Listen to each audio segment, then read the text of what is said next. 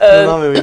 Non, je crois qu'au moment en plus où j'ai créé, l'idée première du spectacle m'est venue, c'était un moment qui était un peu difficile parce que souvent dans nos métiers, on a des moments de creux. Et voilà, on va en audition et puis on fait des bonnes auditions ou des mauvaises auditions et puis on se prend des noms et c'est vrai que il y avait cette envie-là de me dire bon ok maintenant je veux faire un truc qui me ressemble, etc. Et j'ai invité Camille qui a été hyper partante là-dessus. Je m'attendre à cela. Ah, ça non. Mesdames, j'ai bien l'honneur d'être. C'est pas tennis, c'est l'Elena. C'est pas tennis, c'est l'Elena. C'est pas tennis, c'est la la, c'est la la. Oui, Kevali, polala. C'est la la. Oui, Kevali, polala. C'est la la. Oui, Kevali, polala.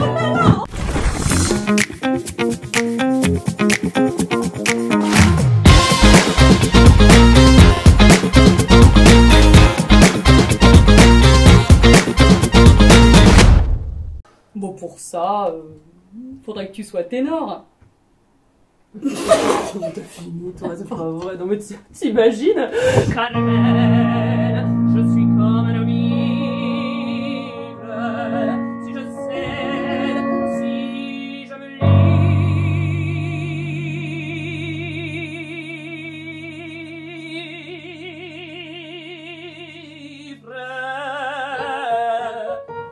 C'est en harmonie. En fait, c'est la dièse qui devient si bémol.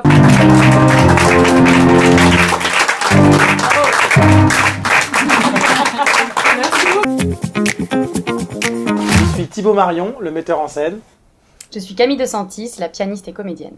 Et je suis Lucille Graziella, chanteuse et comédienne. Et nous présentons J'ai toujours rêvé d'être un ténor. Car avec mon nouvel amant, crédit rempart de Sirieux, chez mon ami Las Bastia, j'irai danser à Sigiti, boire des Manzanilla, j'irai chez mon ami Las Bastia. C'est un peu tôt là, ouais. Je suis désolée, je pourrais pas compter tout le temps. Hein. Bon, bah, ça va, tu pourras au moins le dire gentiment. Enfin, tu vas pas faire ça en audition professionnelle. Arrête de me mettre la pression là. J'ai toujours rêvé d'être un ténor, c'est un spectacle drôlatique et opératique sur l'histoire du genre et de la voix dans l'opéra. Mais pas que. C'est aussi un spectacle qui s'interroge sur ce que ça veut dire d'être artiste aujourd'hui, quels sont les challenges qu'on a à gérer quand on est une femme dans ce milieu.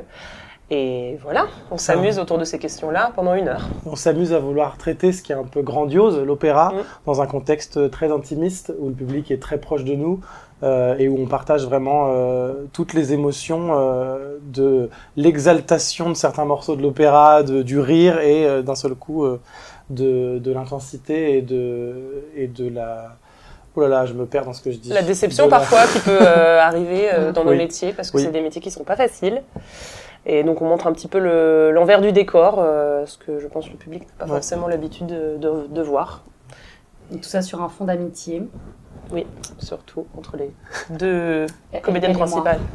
Voilà. Et je n'ai pas sur scène. Moi, je suis pas sur scène, mais elles sont superbes. Et le spectacle, en fait, parle de la construction de son propre spectacle. En fait, c'est-à-dire il y a une mise en abîme permanente, en fait, où le spectacle a été écrit par Lucille et Camille au sein d'une résidence où, en fait, c'est cette résidence qu'on met en scène sur scène. Donc, il y a plusieurs couches. C'est du théâtre dans le théâtre, dans le théâtre, dans le théâtre. Et parfois même encore dans le théâtre. Voilà, c'est ça. Bah, tu vois, c'est ce que je te disais, c'est plus complexe que ça. T'aimes bien ce mot, hein, complexe? Bon, pas plus qu'un autre. Tu le mets partout depuis tout à l'heure en fait. N'importe quoi. Bah si, elle aime partout. Elle a 3, page 3, page 5, page 8. Tu veux nous le mettre page 12 aussi? Ça va. On est d'accord, complexe c'est comme intéressant, ça veut tout et rien dire. C'est d'accord avec moi. Hein. Bon bah, je trouverai des synonymes. C'est bon, on peut continuer? Ça me touche, là. Tokami quoi quoi, Tokami quoi quoi, Camille. Donc si je comprends bien, c'est au 19e siècle que tout se fiche. Pour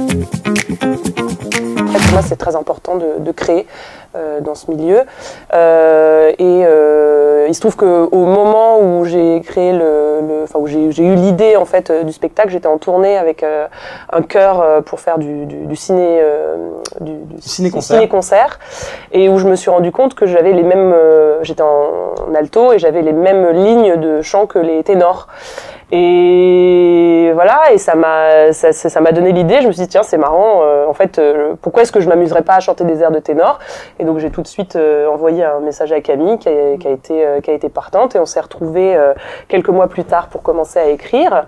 Et l'idée à la base c'était de faire un truc justement sur les voix de ténor, et puis sur ça à la base, et puis en faisant des recherches. C'est plus complexe que ça. Voilà, on a trouvé un livre très intéressant qui s'appelle Genre et opéra, l'incertitude des sexes, par Louis Bilodeau, qui est un chercheur québécois, qui nous montre en fait que les tessitures vocales sont le fruit de toute une histoire qui est liée en fait à l'évolution sociale, des mœurs, des rapports à la question du genre, etc. Donc on a trouvé ce livre fascinant et on a écrit ça. C'était une question super actuelle. Voilà. Exactement. En fait, ce spectacle vient aussi quand même d'une envie très profonde aussi de crier un peu. Oui, de crier. Non, mais oui. Non, je crois que au moment en plus où j'ai créé, l'idée première du spectacle m'est venue, c'était un moment qui était un peu difficile parce que souvent dans nos métiers, on a des moments de creux. Et voilà, on va en audition et puis on fait des bonnes auditions ou des mauvaises auditions, et puis on se prend des noms, et c'est vrai que il y avait cette envie-là de me dire bon ok, maintenant je veux faire un truc qui me ressemble, etc. Et j'ai invité Camille qui a été hyper partante là-dessus, et voilà, et c'était aussi l'occasion de raconter un petit peu ce quotidien-là, de ce que c'est de devoir passer des auditions et de devoir préparer des spectacles et de devoir vivre un petit peu dans l'incertitude permanente, mais on le fait par amour pour ce métier. Et sur ce projet, on est accompagné aussi de Stella Siechinska, qui m'assiste à la mise en scène et qui est au coaching vocal aussi pour Lucille, et qui vraiment nous est d'une aide extrêmement précieuse. Très, parce que les morceaux dans la pièce demandent une exigence vocale quand même très poussée. Ouais, assez haute, oui. Oui. Ouais, on est sur, oui. On est pas mal. On est vocalement sur on est même un peu taré d'avoir pris ces morceaux-là. On en joue beaucoup, mais il y a une grande exigence musicale derrière. C'est tout je trouve aussi l'intérêt de ce spectacle, c'est que on en rit beaucoup, et donc il y a beaucoup d'humour, il y a beaucoup un peu comme si les choses se faisaient par-dessus la jambe, alors qu'en fait il y a une exigence derrière, et que Lucille et Camille, toutes les deux, sont très talentueuses et exigeantes dans leur art respectif musical et aussi dans leur jeu, et du coup c'est ça qui est intéressant, c'est cette opposition entre ça a l'air fun, ça a l'air, et en fait derrière il y a beaucoup de travail pour qu'on arrive aussi à décaler ça. Oui. C'est ça.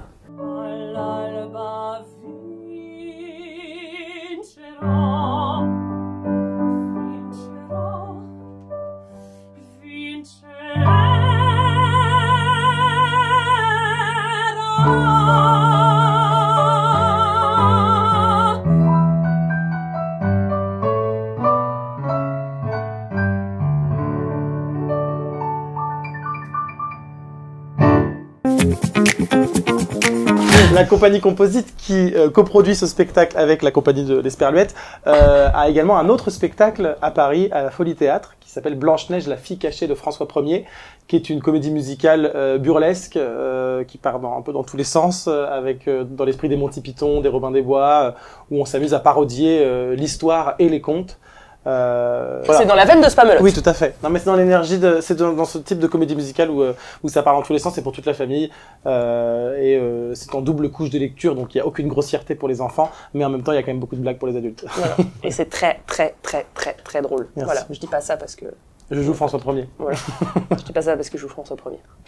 Et non, voilà. Nous poursuivons au théâtre Essaillant. Oui, tout à fait. Après cette programmation aux 3 bandes qu'on termine le 16 juin, on sera à l'Essaillon à partir du 20 juin pour J'ai toujours rêvé d'être un ténor dans la salle cabaret. Voilà, 3 soirs par semaine, les jeudis, vendredis, samedis à 19h. Tout l'été, enfin tout mois de juillet, et puis on reprend pour le mois de septembre. Voilà. Ça sert d'écrire des spectacles féministes, t'es même pas fichu de soutenir tes amis. Franchement. Féministe.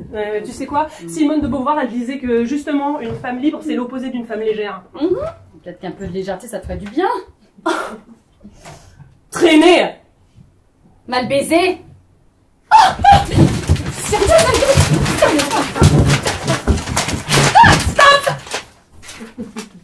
C'est peut-être un peu violent. J'ai adoré, c'était super sympa, les comédiennes sont super sympathiques, c'était très drôle, très efficace et j'ai appris plein de choses sur l'opéra, c'était génial. Parfait, merci beaucoup. En même temps, c'est drôle, c'est bien écrit, c'est bien joué, c'est bien chanté. Voilà. Il y avait des femmes sur scène quand même, faut pas déconner. Et puis, comme il y avait cet amour pour l'aigu, eh bien, les rôles d'hommes écrits pour Castra pouvaient parfois aller plus haut que les rôles de femmes. Comme dans... Par exemple.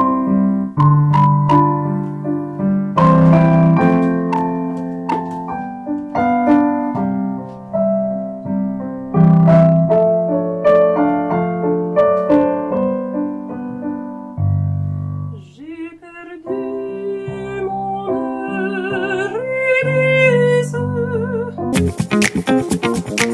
Faites-le. Oui. Voilà. Faites-le et créez. Voilà, créez. N'attendez pas forcément que les choses viennent à vous, Voilà. parce que notamment dans le milieu du spectacle musical, là, nous pour le coup, on est assez dépendant d'artistes créateurs, parce que c'est difficile de créer de la musique, de créer un spectacle musical, c'est plus difficile que de créer une pièce de théâtre. Donc on a tendance à un peu dépendre des auditions. C'est intéressant, il en faut, parce que c'est des projets aussi qui nous font grandir, mais je pense que c'est important aussi d'être créateur. Oui. Et créatif. Oui. C'est pas toujours facile parce que on se retrouve dans une salle où on est Parfois, perdu au milieu d'une proposition à Paris qui est énorme, Ouais. donc il faut exister quand on est une petite compagnie, mais c'est quand même très galvanisant de faire ses propres projets et de les défendre. de les défendre et oui, Quelque chose qu'on regrette pas. C'est ça, exactement. Ouais. Donc faut insister. Oui, ça demande du cœur à l'ouvrage, mais on regrette pas. Non. Donc le conseil, c'est foncer. Allez-y. Voilà. Et puis au pire, ça marchera pas et vous ferez autre chose. Oui, regardez, moi j'étais pas chanteuse à la base, hein. Moi j'étais Elle était plombière. J'étais donc c'est pour vous dire quand même comment. pas plombière, prof d'anglais, presque. Mais j'ai fait une reconversion pro et voilà. Enfin, contre l'avis de tous les gens qui m'entouraient, genre quoi, tu vas faire ça. Puis, C'est vrai. voilà. On survit. Et surtout, venez à la Comédie de Trois-Bornes Bien sûr. Tous les dimanches. à 15h. Et allez, saillons. Et allez, Saillon. C'est pas tennis, Merci. Pouvais-je m'attendre à cela? Ah, ça non. Mesdames, j'ai bien l'honneur d'être. C'est pas tennis, c'est l'Elena. C'est pas tennis, c'est l'Elena. C'est Léna, c'est pas tennis, c'est Léna. C'est la la, c'est la la. Oui, Kibari, Kibari, Poulala.